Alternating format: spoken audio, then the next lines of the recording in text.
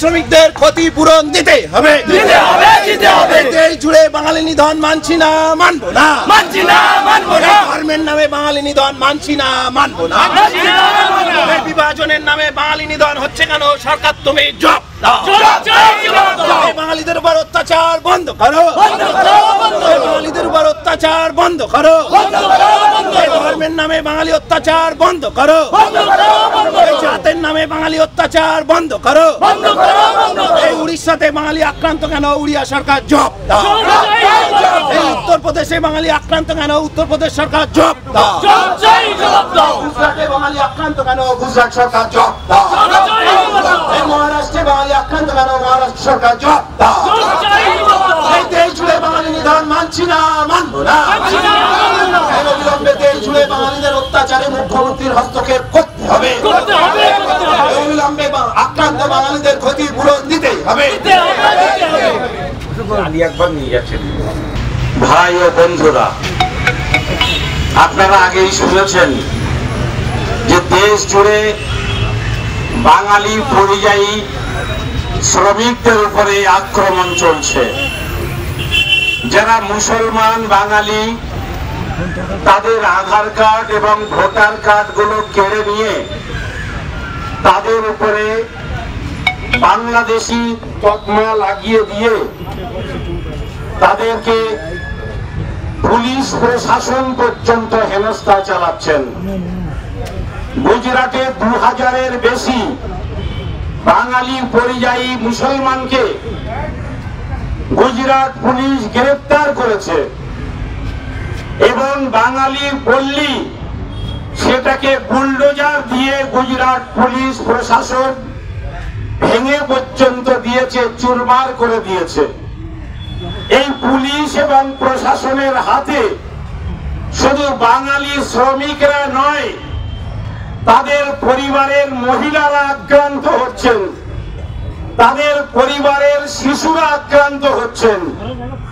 আপনারা জানেন গুজরাটের বাইরেও যে সমস্ত রাজ্যগুলোতে বিজেপি ক্ষমতায় আছে, সেই রাজ্যগুলোতেও যেমন মহারাষ্ট্রে বাঙালি মুসলমানরা আক্রান্ত হচ্ছেন, একইভাবে হরিয়ানাতে বাঙালি মুসলমানরা আক্রান্ত হচ্ছেন। আমাদের প্রতিবেশী রাজ্য উড়িষ্যা, আপনারা জানেন মেদিনীপুর জেলার পার্শ্ববর্তী জেলা রাজ্য উড়িষ্যা, মেদিনীপুর জেলার যে সমস্ত শ্রমিকরা উড়িষ্যায় আছেন, আজকে সেখানে বিজেপি শাসনে, বিজেপি ক্ষমতায় আসার কারণে সেখানে পর্যন্ত আক্রমণ চালানো হচ্ছে। আমরা এই আক্রমণের বিরুদ্ধে তীব্র প্রতিবাদ জানানোর জন্য এখানে এসেছি। আমরা অবাক, বিগত দিনে বিভিন্ন রাজ্যে যখন বাঙালিরা আক্রান্ত হয়েছে, পশ্চিমবঙ্গ সরকার সমস্ত রাজ্যের আক্রান্ত বাঙালি শ্রমিকদের পাশে দাঁড়িয়েছেন। মহারাষ্ট্রে দাঁড়িয়েছেন, গুজরাটে দাঁড়িয়েছেন, আসামে দাঁড়িয়েছেন, উড়িষ্যায় দাঁড়িয়েছেন। কিন্তু জানি না আজকে আমাদের পশ্চিমবঙ্গ সরকার গোটা দেশে যখন বাঙালিরা আক্রান্ত, তখন মুখ্যমন্ত্রী তিনি নীরবতা পালন করছেন। আর একইভাবে তিনি জালেমদের বিরুদ্ধে সোচ্চার না হয়ে, জালেমদের বিরুদ্ধে প্রতিবাদ না করে, যারা মজলুম, যারা আক্রান্ত, তিনি মজলুমদেরকে নীরবতা পালন করার জন্য বলছেন। মুখ্যমন্ত্রীর এই নির্দেশে আমরা অত্যন্ত ব্যথিত, আমাদের হৃদয় ভারাক্রান্ত। আমরা মনে করি যে তৃণমূল তারা একটা ধর্মনিরপেক্ষ রাজনৈতিক দল, রাজ্যের প্রত্যেকটি নাগরিকের জন্য, তিনি হিন্দু বা মুসলমান, শিখ বা ইসাই, খ্রিস্টান বা বৌদ্ধ, যারাই হন না কেন, তাদের সকলের প্রতি তিনি সুবিচার করবেন, সমান দৃষ্টিতে দেখবেন, ন্যায় বিচার করবেন। আমরা চাই না, ধর্মনিরপেক্ষতার অর্থ এটা নয় যে মুসলমানদেরকে তিনি আক্রমণ করবেন, কিংবা মুসলমানদেরকে কোলে রেখে হিন্দুদেরকে কষ্ট দেবেন, কিংবা শিখদের কষ্ট দেবেন, কিংবা খ্রিস্টানদের কষ্ট দেবেন। অ্যাজ এ মুসলমান, এটা আমরা চাই না। আমরা মনে করি একটা শাসক তিনি রাজ্যের হতে পারেন কিংবা কেন্দ্রের হতে পারেন, যিনি শাসক হবেন তিনি ধর্ম নিরপেক্ষ রাজধর্ম পালন করবেন এবং রাজধর্ম অনুযায়ী রাষ্ট্রের সমস্ত নাগরিক জাতি ধর্ম বর্ণের সবকিছুর ঊর্ধ্বে উঠে সমানভাবে সবার প্রতি ন্যায় বিচার ন্যায় ইনসাফ করবেন। কিন্তু আজকে আমাদের মাননীয় মুখ্যমন্ত্রী, যিনি ধর্ম নিরপেক্ষ রাজনৈতিক দলের সুপ্রিমো এবং পশ্চিম বাংলায় ধর্ম নিরপেক্ষ সরকার আছেন, আমরাও সেটা মনে করি, কিন্তু আজকে কিছুদিন ধরে মাননীয় মুখ্যমন্ত্রীর পরামর্শ মজলুমরা মুখ খুলতে পারবে না, জালেমরা দৌরাত্ম্য চালাতে পারবে রাজ্য জুড়ে, জালেমরা মুর্শিদাবাদে দৌরাত্ম্য চালাতে পারবে, জালেমরা কলকাতায় দৌরাত্ম্য চালাতে পারবে, জালেমরা গুজরাটে দৌরাত্ম্য চালাতে পারবে, জালেমরা উড়িষ্যায় দৌরাত্ম্য চালাতে পারবে, জালেমরা মহারাষ্ট্রে দৌরাত্ম্য চালাতে পারবে, জালেমরা সর্বত্র দৌরাত্ম্য চালাতে পারবে। কিন্তু যারা মজলুম মুসলমানদের মুখে কলুর পেটে তাদেরকে চলতে হবে। তারা যেন কথা না বলে, তারা যেন রাস্তায় না নামে, তারা যেন মিছিল না করে, তারা যেন মিটিং না করে, তারা যেন ব্রিগেডে জমায়েত না হয়, তারা যেন ওয়াকফ নিয়ে কথা না বলে। এটি যদি মুখ্যমন্ত্রীর নীতি আর আদর্শ হয়ে থাকে, তাহলে মাননীয় মুখ্যমন্ত্রী আপনাকে বলবো, আপনি একটু ভেবে দেখুন। আপনি বোধহয় সেকুলারিজম যে শব্দ, সেটার বোধহয় আপনার মাথায় কেউ অপব্যাখ্যা করে শুনিয়েছেন।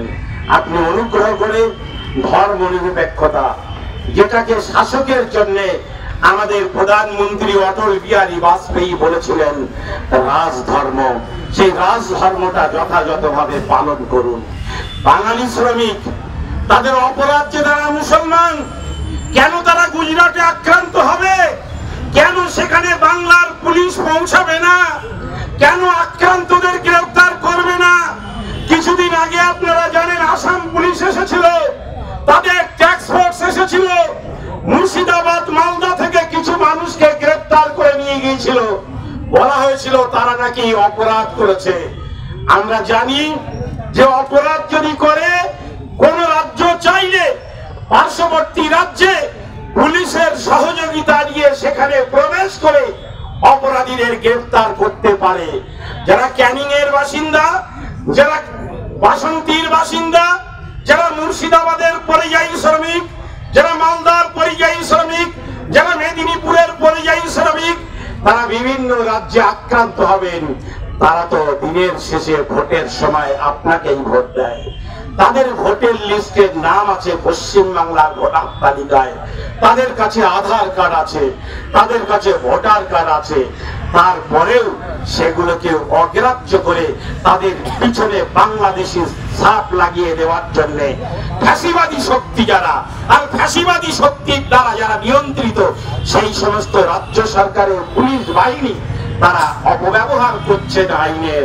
তাহলে আপনি আইনের শাসন, আইনের নিরাপত্তা দেওয়ার জন্য যারা গুজরাটে আক্রমণ করলো, 2000 মানুষের ঘর বাড়ি ভেঙে দিল, মহিলা শিশুগুলো তারা খোলা আকাশের নিচে সেখানে আছেন, কেন পশ্চিম বাংলার একটা পুলিশ প্রতিনিধি দল ট্যাক্স ফোর্স কেন সেখানে, এসটিএফ কেন সেখানে গুজরাটে পৌঁছালো না?